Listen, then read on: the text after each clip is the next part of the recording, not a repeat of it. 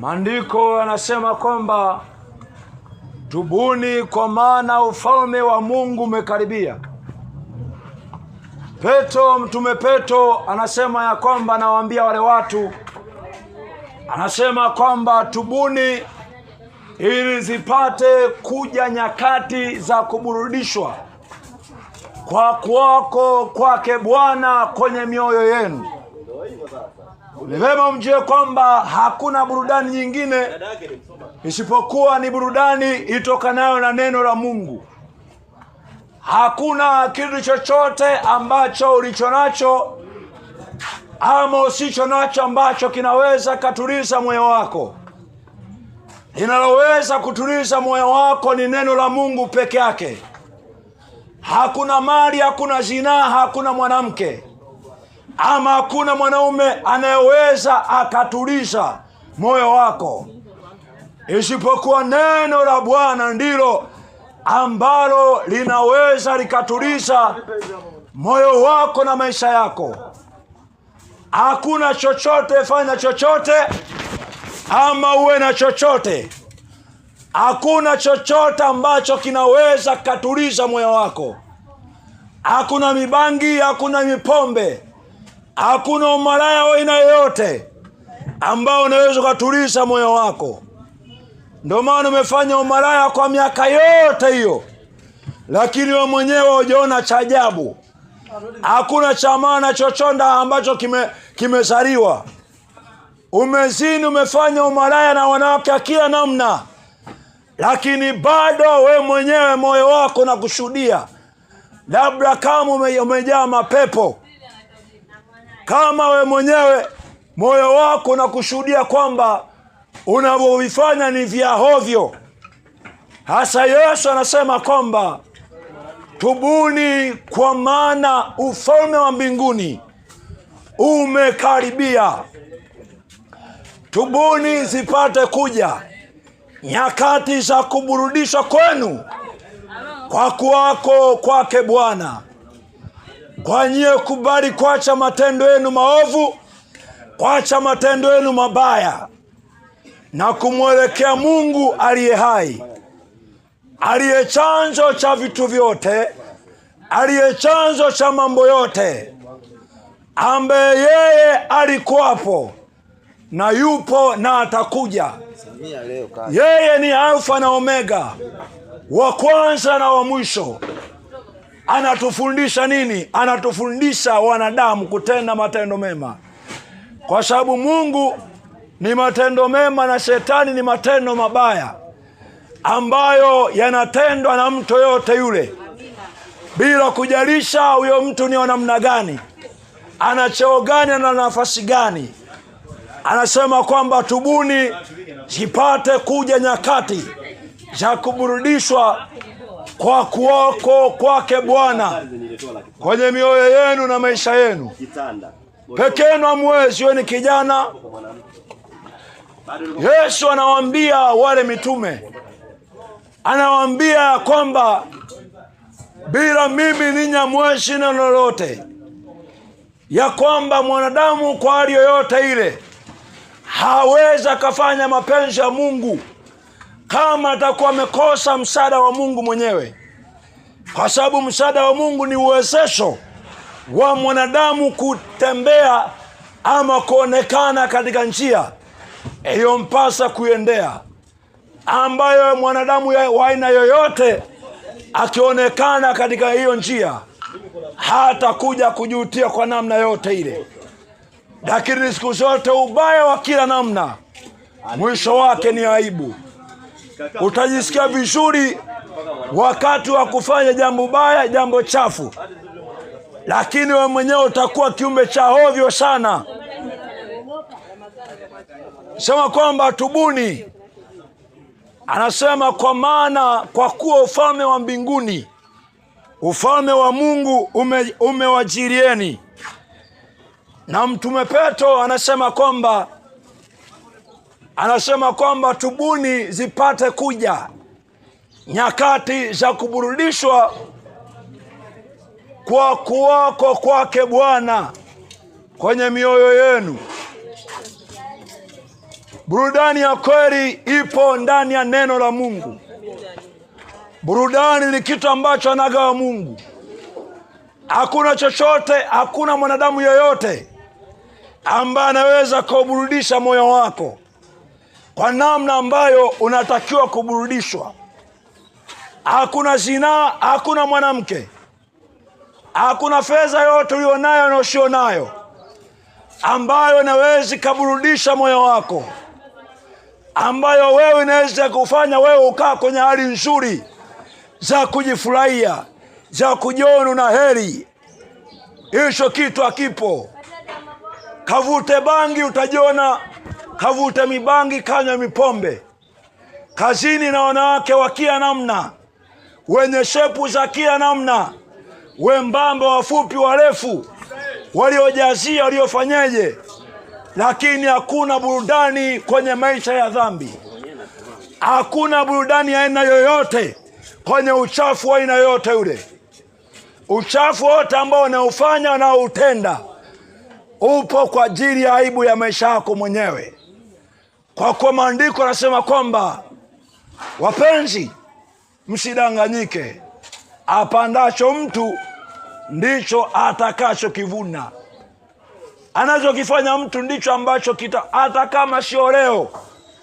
Ndugu, malipo ya chochote, jambo lolote unaolifanya, unaolitenda, cha kwanza ni hapa. Utapata malipo yake hapa duniani. Hapa duniani marupurupu ya chochote ambacho nakifanya. Neno la Mungu linatufundisha nini? Na kwenye kile kitabu cha Mhubiri ule mlango wa 12 mstari wa kwanza, asema mkumbuke Muumba wako. Anasema siku za ujana wako. Aliposema siku za ujana wako, hakuwa anaongea na vijana peke yao. Ukisema wewe ni mzee sawa, lakini nachojua kwamba Mungu ndo mzee mwenyewe, kwa sababu yeye alikuwapo hata wewe kabla hujakuwapo. Yeye ndiye ambaye anasema kwamba mkumbuke Muumba wako siku za ujana wako. Ukiona leo na nguvu, akili yako na ufahamu wako sikudanganye ya kwamba utakuwa hivyo hivyo miaka yote, ya kwamba nguvu za kufanya umalaya, kufanya uzinzi, ya kwamba utakuwa nazo. Kuna kipindi ambacho hizo nguvu za kufanya ubaya wote hizo utakuwa nazo, na mwisho wa siku yale ambayo umeyatenda ndio ambayo yatasimama pamoja na wewe. Anasema mkumbuke Muumba wako. Anasema siku ukiwa na nguvu, ukiona wewe ni mzima, anasema mkumbuke katika kipindi hicho, kwa maana wewe hujui ya kesho. Anayejua kesho ni Mungu peke yake. Ni vizuri zaidi ukielekeza maisha yako kwa huyo, na si unaelekeza kwa mdomo tu. Mungu nampenda. Mungu ni maisha yako na matendo yako ndio ambao yanajulisha kwamba wewe unampenda Mungu ama haumpendi Mungu. Kwa maana maandiko yanasema kwamba atendaye dhambi ni ibilisi, atendaye dhambi ni wa Shetani. Kwa nini wa Shetani? Kwa sababu Shetani yeye alikuwa mtenda mabaya tangu mwanzo, na anawadanganya watu, anawadanganya wakubwa kwa wadogo, anawadanganya matajiri kwa maskini, anawadanganya wanadamu wa aina yote, ya kwamba isee ukienda kuzini mwanamke yule utakuwa umefaidi sana, ukifanya kile wewe utakuwa umefaidi sana. Lakini kusema kweli, Shetani muongo na amekudanganya. Mimi nakwambia kwamba kama amekudanganya miaka yote hiyo, ni vizuri zaidi ungejua kwamba neno la Mungu ndilo kweli na amina ya maisha yako, ndio uheri wa maisha yako ya sasa na maisha yako yajayo. Kubali leo kutubu, kuacha dhambi zako na maovu yako, na kumwelekea Mungu aliye hai. Naamini kwa kuwa yeye ni wa rehema, anaweza karemu maisha yetu. Kwa kuwa yeye ndio daktari mkuu, yeye ndiye ambaye ametumba, yeye ndiye ambaye maandiko yanasema kwamba maana vitu vyote vilitoka kwako, viliumbwa kwa uwezo wako, na kwako vitarejea, na kwako vitarudi tu. Nataka naongea nini hapa? Nasema kwamba hakuna eneo lolote ambalo Mungu hawezi akaingia kwenye maisha yako. Kwa kuwa Mungu ni wa rehema, anaweza akaponya maisha yako. Hakuna umana wote wa kuendea na maisha mabaya. We mwenyewe moyo wako unajua yale ambayo ulionayo moyoni, yale ambayo unayafanya, yale yote ambayo unawaza, moyo wako unajua. Na kipande kikubwa mengi ni mabaya, kwa sababu vitu vyote ambavyo tunavifanya vinaonesha kana kwamba tunajipenda sana, lakini vitu ambavyo mwisho yote vimebeba majuto ya hali ya juu.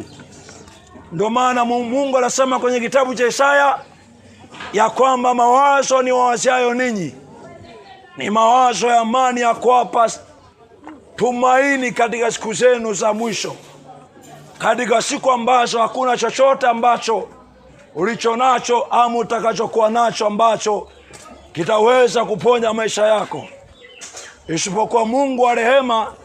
Yeye ndiye ambaye anaweza kaeremu maisha yako tena. Anasema tubuni zipate kuja nyakati za kuburudishwa kwa kwako kwake Bwana kwenye mioyo yenu, kwenye maisha yenu. Hakuna chochote ambacho kinaweza kuburudisha neno la moyo wako isipokuwa lile neno ambalo likufanya wewe ukawa hivyo ulivyo. Na ni vema ujue kama nguvu ulizonazo sio za kwako. Mungu amekupa uzima, amekupa uhai, ili katika nguvu hizo usitumie katika kutenda yale yote ambayo ulipaswa kuyafanya. Maandiko yasema tubuni zipate kuja nyakati za kuburudishwa kwa kwako kwake Bwana kwenye mioyo yenu. Yesu anasema kwamba tubuni kwa maana ufalme wa Mungu umekaribia. Anasema tubuni kwa maana ufalme wa Mungu umekaribia. Saa inakuja ambayo utapata seki yote ambayo unayafanya, yale yote unayoyatenda. Siku zinakuja, lakini Mungu kwa kuwa yeye ni wa upendo bado anatukumbusha kwamba bado siku ya leo, bado leo tunaweza tukaitengeneza kesho ya maana. Tunaweza tukaitengeneza kesho ya baraka. Tunaweza tukaitengeneza kesho nzuri zaidi. Anasema kwamba inawezekana, lakini anatukumbusha kwamba ni vema tujue kwamba sisi ni wanadamu, sisi ni wahovyo, sisi ni funza, sisi tunanuka. Ndio maana tukifa wanatuzika haraka kwa sababu tunanuka. Tungejielewa na kujitambua ya kwamba ndugu zetu ambao tupo nao, ambao walikufa, si wanaumwa, sijui wao hawakupenda kuwa pale, lakini wapo pale. Na kama yale yaliwapata wao, kama ni magonjwa, si walikufa, si na wewe mwenyewe utakufa. Na wewe mwenyewe siku ambayo haujui, siku ambayo hujui kila ambacho kimewapata, mabaya yale ambayo yamewapata wengine, na mwenyewe atakufikiria. Na maandiko yasema kwamba baada ya kifo ni hukumu. Yale yote tuliyofanya naweza nikashi ajui, lakini Mungu mwenyewe anajua. Kwa kuwa Mungu anaona mahali ambapo, anaona pale ambapo unapaona na usipopaona. Anasema tubuni, kubalini kuacha njia zenu mbaya na ovyo na chafu. Anasema kwamba ndipo zitakuja nyakati za kuburudishwa kwa kwake Bwana kwenye mioyo yenu. Tubuni kwa maana ufalme wa Mungu umekaribia. Yesu anaponya, na Yesu anaweza kama alivyoweza kwenye maisha ya watu, anaweza hata kwako. Maisha yako yapo mikononi mwako, na hatima ya maisha yako ipo mikononi mwako, na yale uyatendayo fanyayo ndiyo ambayo yatasimama na wewe kwa sasa na hapo baadaye. Asanteni sana.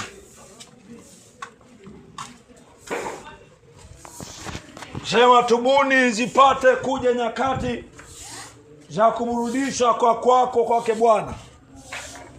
Yesu anasema kwamba tubuni kwa maana ufalme wa Mungu umekaribia. Anasema tubuni kwa kuwa saa ambayo kila mtu atalipwa sawasawa na seki ya yale ambayo ameyatenda inakuja. Maandiko yanasema kwamba chochote apandacho mtu ndicho ambacho atakivuna. Na maisha yako na yale ambayo unayotenda sasa hivi ndiyo ambayo yataamua baada ya maisha haya wewe uwe wapi. Hakuna jambo lote chafu ambalo unalifanya ambalo unasema hakuna anayekuona. Ni kweli wewe mimi si ya kuona, lakini yupo ambaye anaona yale ambayo unayoyaona na yale ambayo usioyaona. Anasema tubuni zipate kuja nyakati za kuburudishwa kwake Bwana kwenye mioyo yenu na kwenye maisha yenu. Ni vyema nikwambie kwamba hakuna chochote ambacho kinaweza kikaburudisha maisha yako na moyo wako. Hakuna zinaa, hakuna mwanamke, hakuna fedha ulionayo na usionayo ambayo inaweza ikatuliza moyo wako. Hakuna chochote. Ndio maana wewe mwenyewe umekuwa malaya kwa miaka yote hiyo, lakini wewe mwenyewe hakuna chochote ulichovumbua kwenye kitu ambacho unakifanya. Umekunywa mipombe ya kila namna, umezini na wanawake wa kila namna kama mbwa, na mbwa mwenyewe umemzidi, kwa sababu mbwa mwenyewe anazini akipata joto, lakini sisi tumemzidi mpaka mbwa. Tumemzidi mpaka mbwa. Sasa anasema tubuni ipate kuja nyakati za kwake Bwana kwenye mioyo yenu.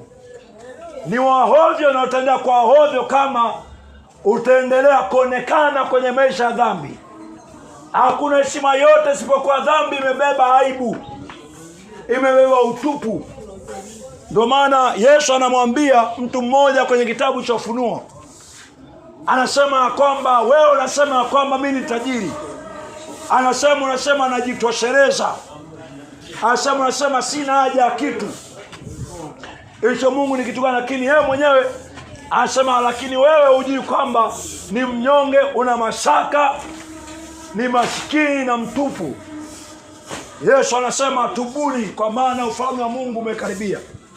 Tubuni na kuacha njia zenu mbaya. Kuishi bila kufanya maana inawezekana. Ndio kazi ya neno la Mungu. Ndio kazi ya neno la Mungu ni kusaidia pale ambapo unashindwa ama unafeli. Lakini yale ambayo unayafanya ndio ambayo atasimama na wewe kwa maisha haya na kwa maisha yajayo. Haya.